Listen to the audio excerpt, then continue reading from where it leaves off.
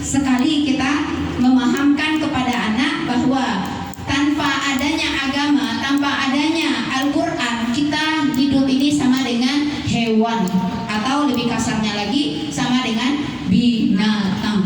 Nah, gali misalnya untuk kelas rendah kelas 1 misalnya, siapa yang mencari ayat tentang ini? Untuk IPA siapa? Untuk matematik siapa? Untuk IPAS ya, bukan IPA ya. IPAS kelas 1 nggak ada IPAS. Nah, kelas 3 ya. Nah, bahasa Indonesia misalnya bicara tentang keluarga dan lain sebagainya, itu ada ayatnya semua. Kemarin hari Selasa yang pertama itu ada studi kasus yang diberikan kepada setiap kelompok, yaitu ada kasusnya dari TK. Pelajari tentang SB3, yang mana SB3 itu adalah semangat belajar, semangat berkolaborasi, dan semangat berbagi.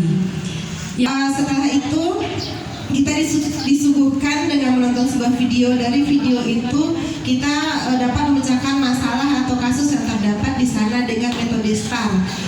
Dan 1 Romawi, kemudian sama dengan dan ada 10 Romawi. Nah kan yang kita boleh kan cuma dilihat ya. Ya udah kita lihat terbalik aja. Jadi 10 sama dengan 1 ditambah 9.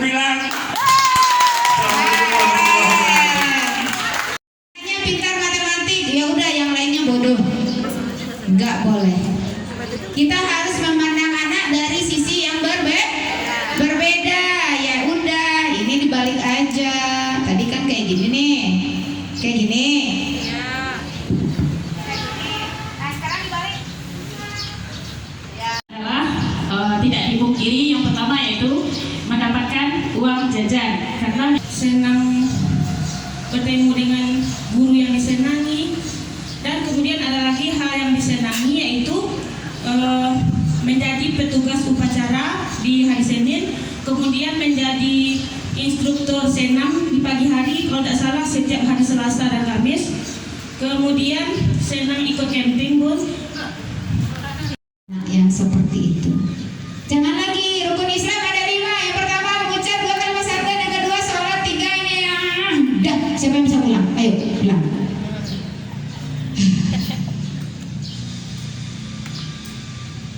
Kapan orang itu dikatakan Islam? Menurut anaknya kapan orang dikatakan Islam?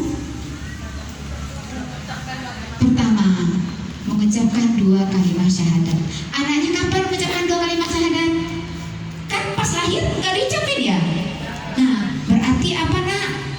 Kita lahir di keluarga Islam.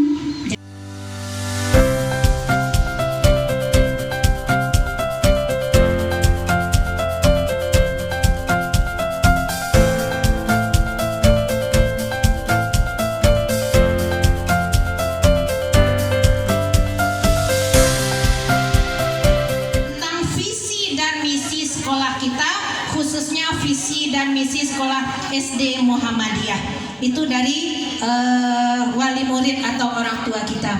Yang kedua, belum semua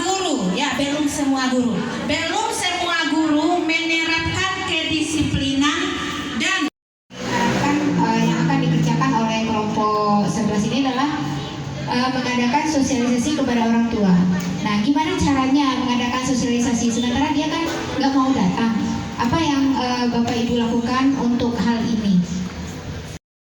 idaman. Yang pertama kita lihat dari situasi yang ada, ditinjau dari segi SDA-nya.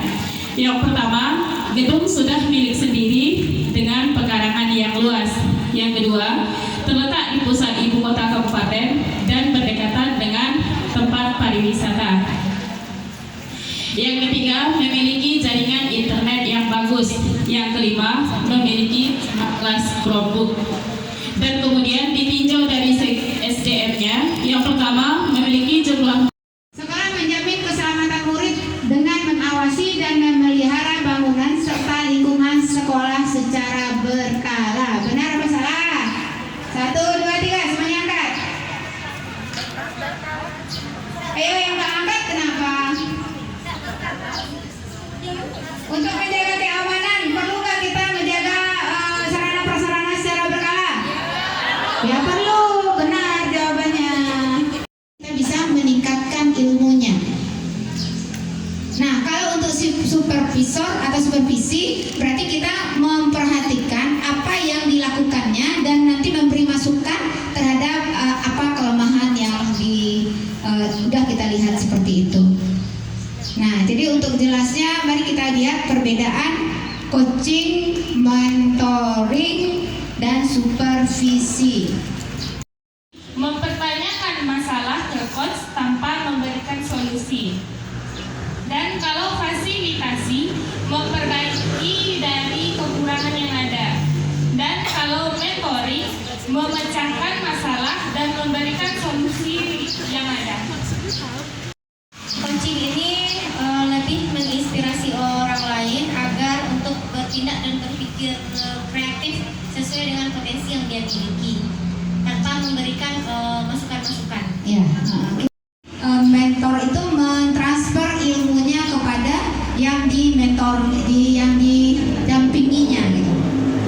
Sementara fasilitasi itu tujuannya adalah mendapatkan kejelasan, hanya tinggal memfasilitasi. Nah, sekarang kita guru di kurikulum Merdeka itu adalah sebagai fasilitasi, ya, bukan sebagai mentoring, bukan mentransfer ilmu, tapi adalah sebagai fasilitasi. Menurut Bu Nurul, apa yang ingin Bu Nurul kembangkan dalam waktu sekitar 1 atau 2 bulan ke depannya? Baik, yang ingin saya tingkatkan lagi itu dalam waktu 1-2 bulan ke depan adalah ingin meningkatkan kompetensi saya dalam kegiatan atau dalam cara saya mengajar di dalam kelas. Oke, bagaimana menurut Bu Nurul meningkatkan kompetensi mengajar di kelas sementara di kelas itu banyak anak-anak yang tidak fokus?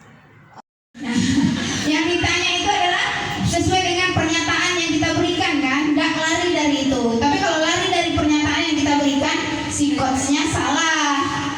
Ya, berarti coachnya tidak seperti yang kita harapkan. Jadi kalau jadi coach itu kita harus berdasarkan jawaban dari coach kita. Ya, nggak boleh keluar dari itu. Selama mengikuti pelatihan ini, alhamdulillah,